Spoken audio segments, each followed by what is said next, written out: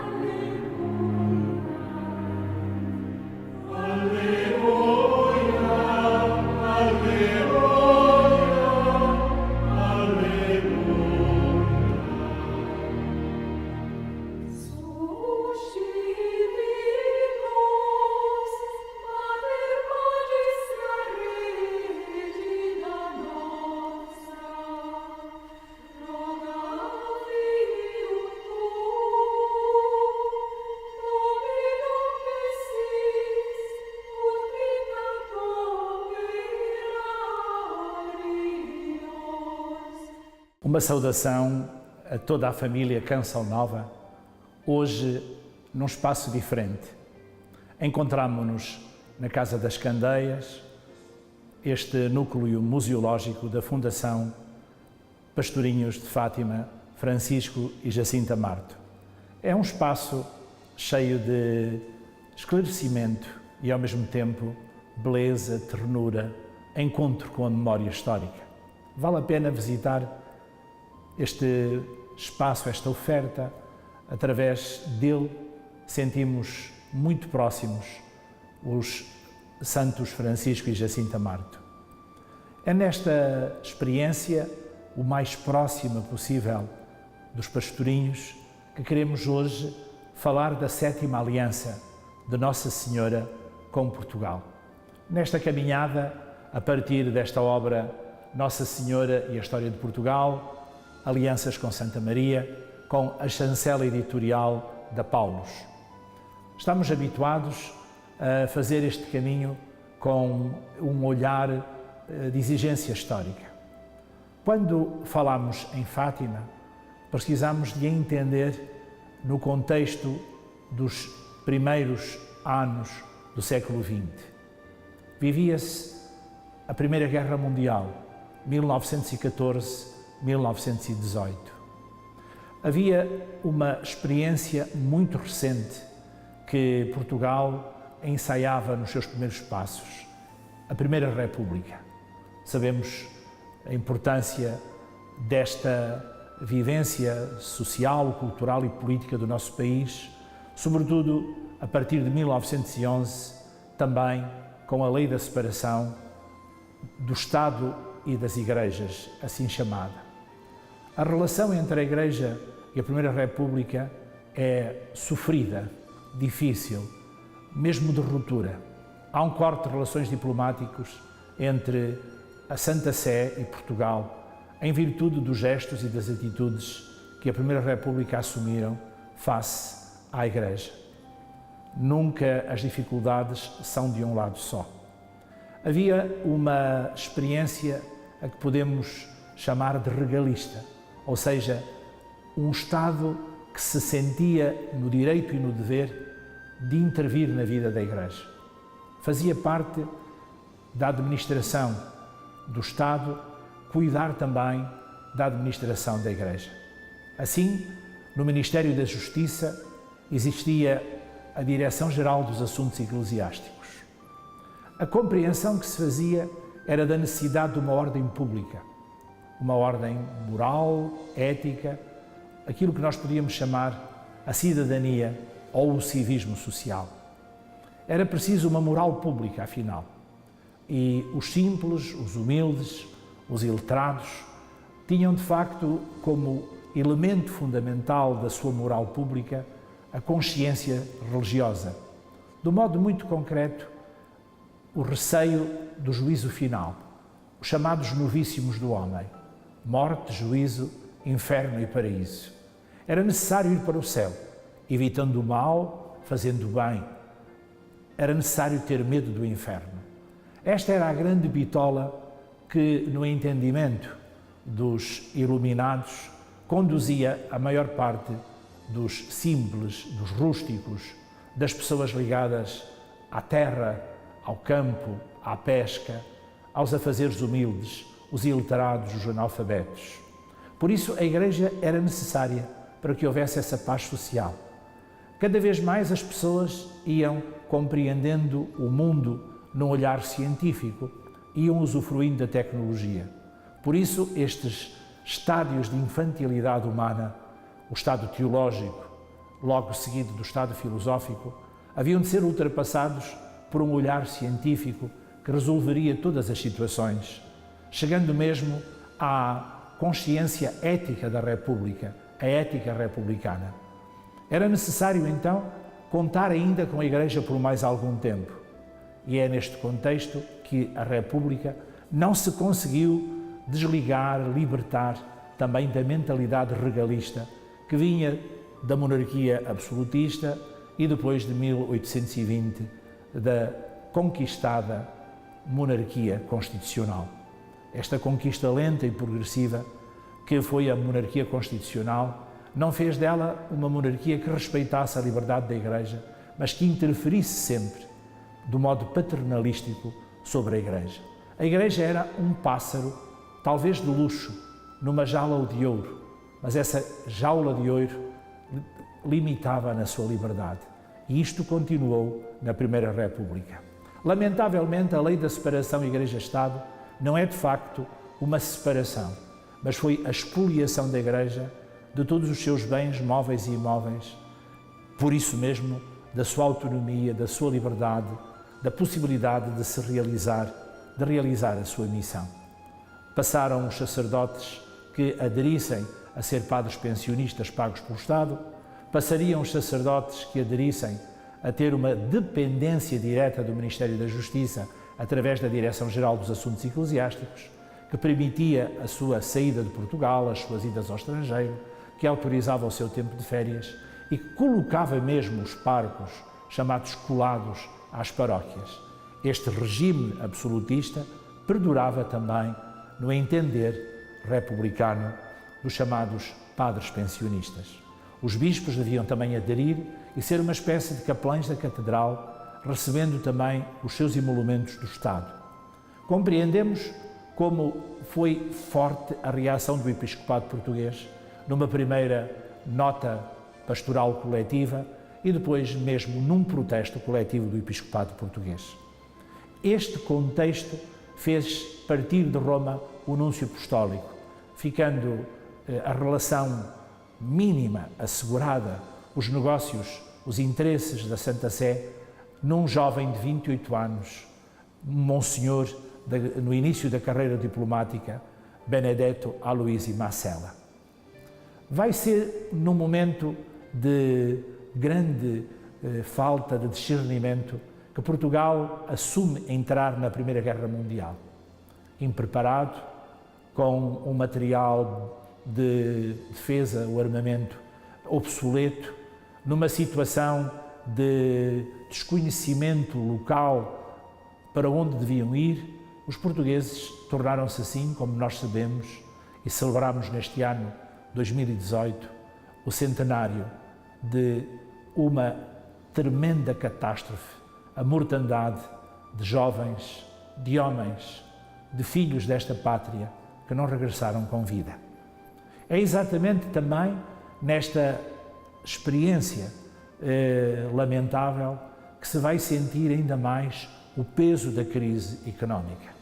Chegamos a 1917 numa situação confrangedora de Portugal, Primeira República, em cruzamento com a Primeira Guerra Mundial.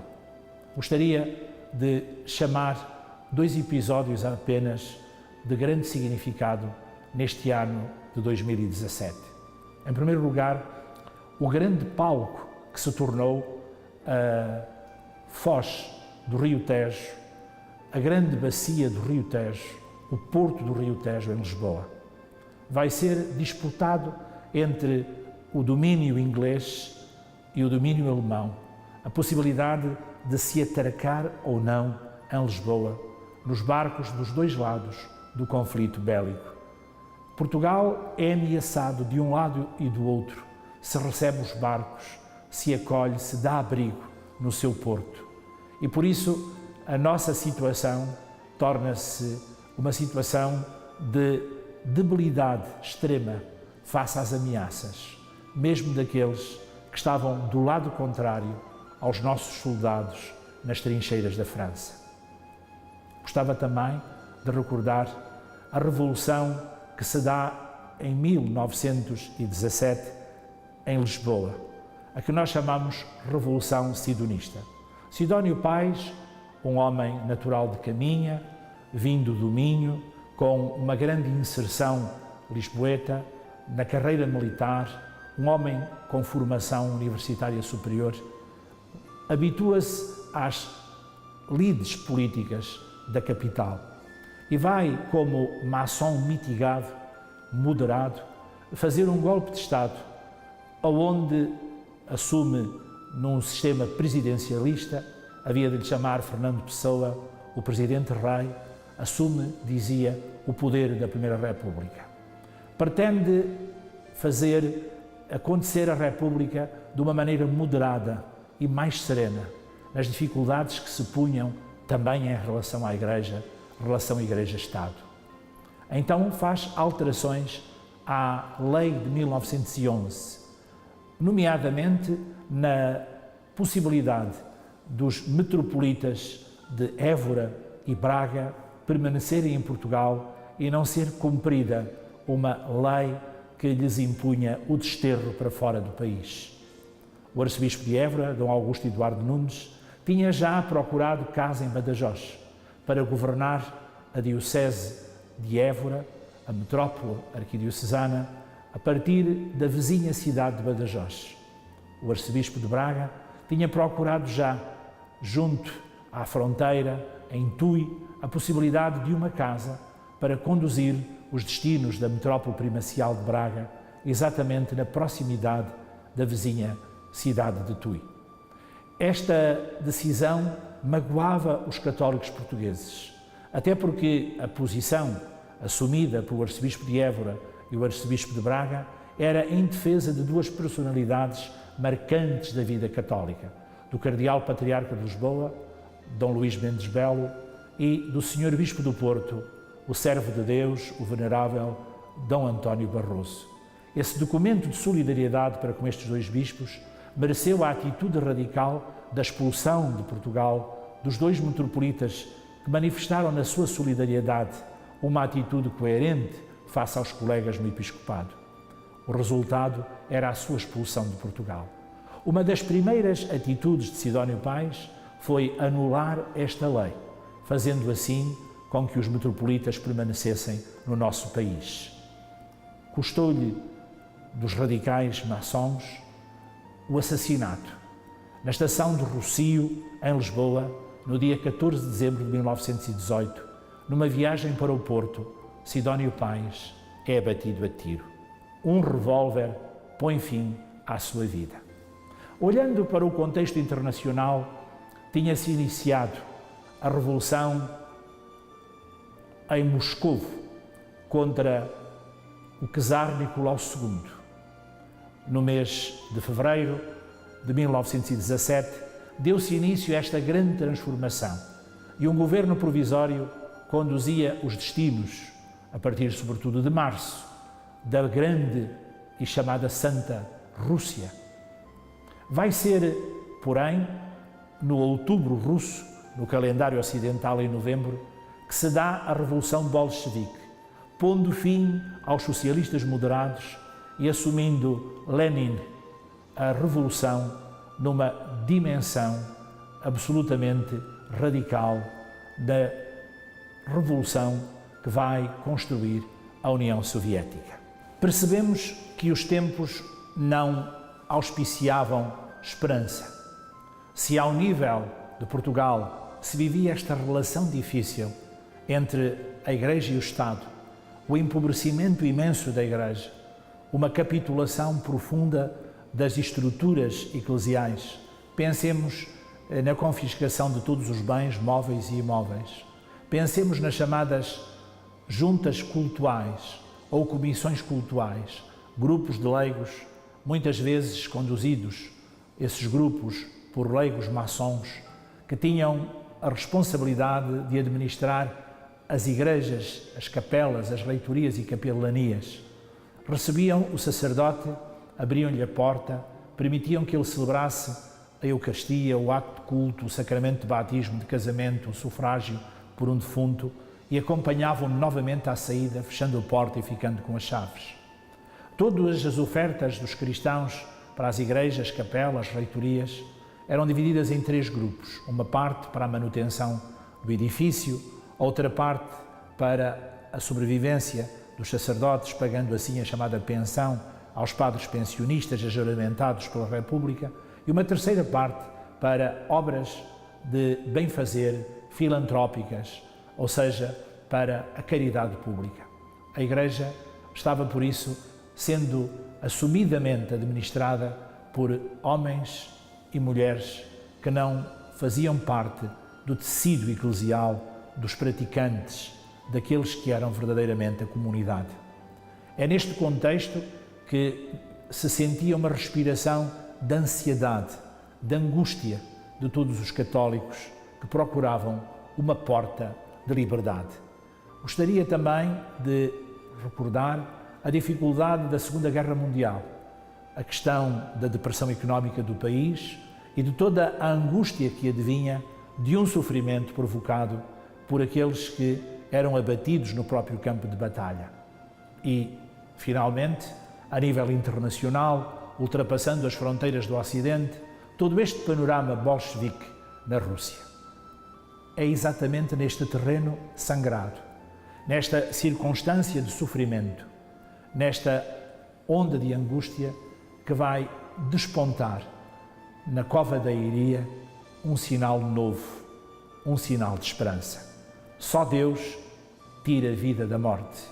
E quando nós paramos na cova da Iria, encontramos 3 crianças simples e humildes que, ao verem alguém da cidade, pegariam nos tamancos debaixo dos braços e fugiriam de medo, que preferiam o recanto da sua pequenina aldeia a encontrar-se com novidades vindas de longe ou de fora.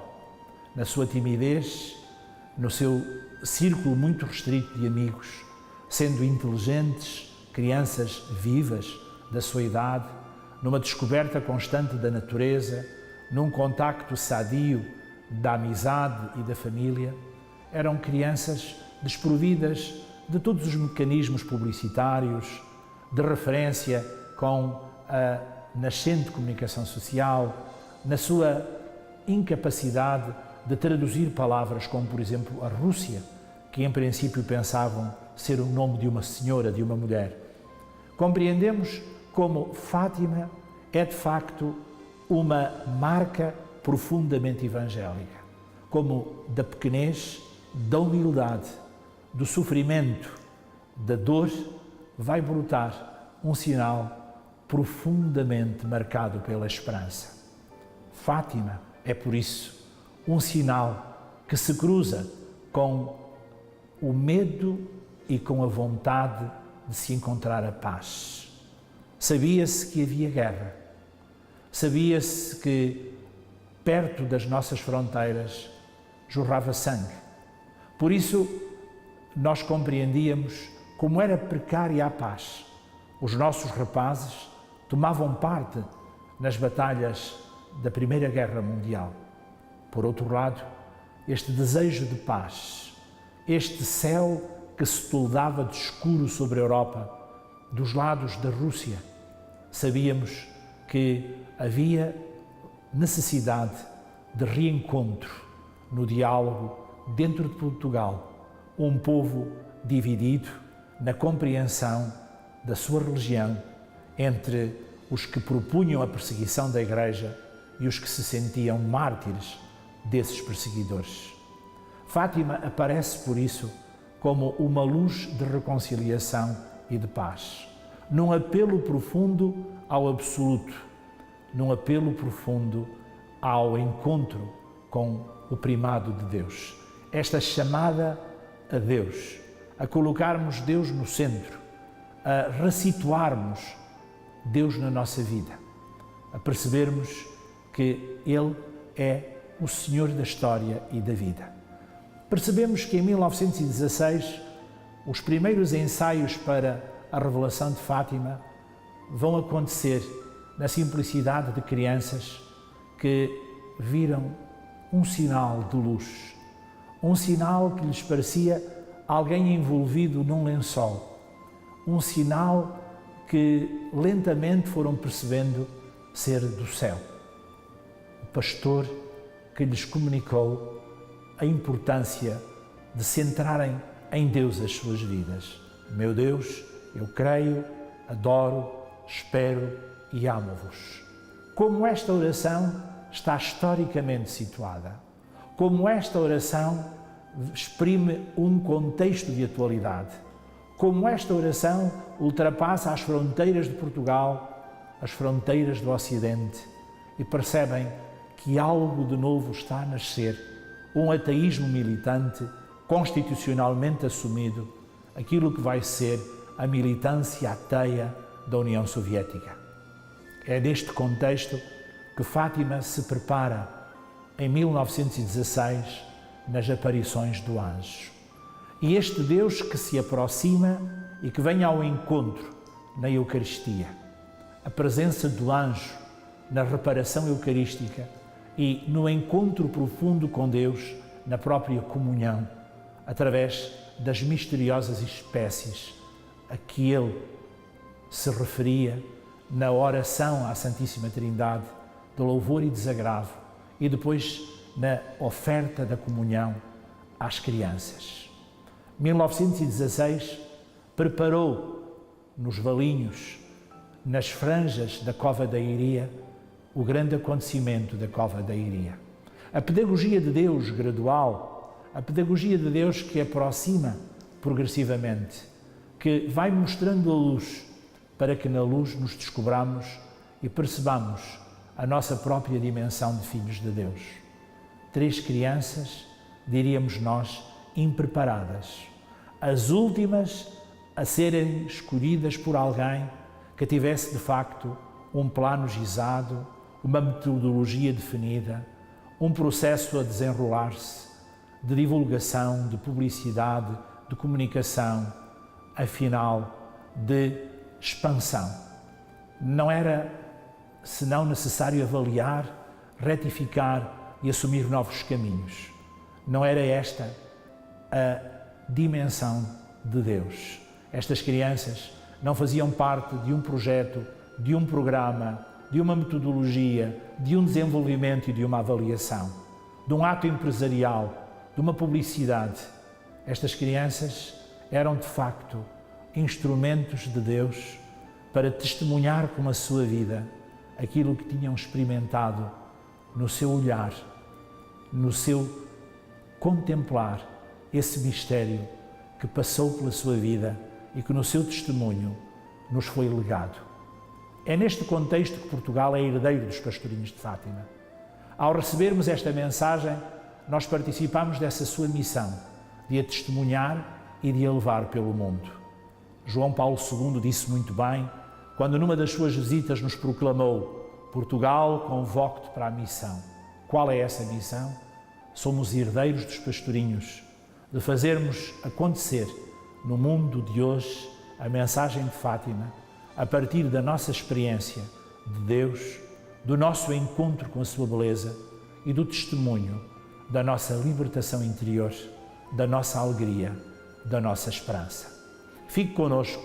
2 a 8 dias vamos até à Cova da Iria, para perceber que desta vez não é Portugal que procura o céu, é o céu que procura Portugal. Este povo que tantas vezes fez aliança com Maria para ser livre, manter a sua independência, ser um povo com identidade, agora vê acontecer a resposta da sua aliança da parte do céu que tanto procurou. O céu procura, na simplicidade deste povo, no que há de mais humilde e verdadeiro, que são as crianças, nesta ternura de gesto, procura este povo para lhe confiar uma mensagem de paz num tempo de vazio, de sofrimento, de angústia e, ao mesmo tempo, de ausência de esperança. Fátima vai ser a chave da compreensão do século XX a partir do olhar de Deus por Maria, sua mãe, que nos veio dizer que com Deus seríamos capazes de reconstruir a paz. Na Cova da Iria, 2 a 8 dias, terminaremos estes programas percebendo a beleza desta mensagem que é nossa e que é também nossa missão. Um abraço à família Canção Nova. Até 2 a 8 dias, se Deus quiser.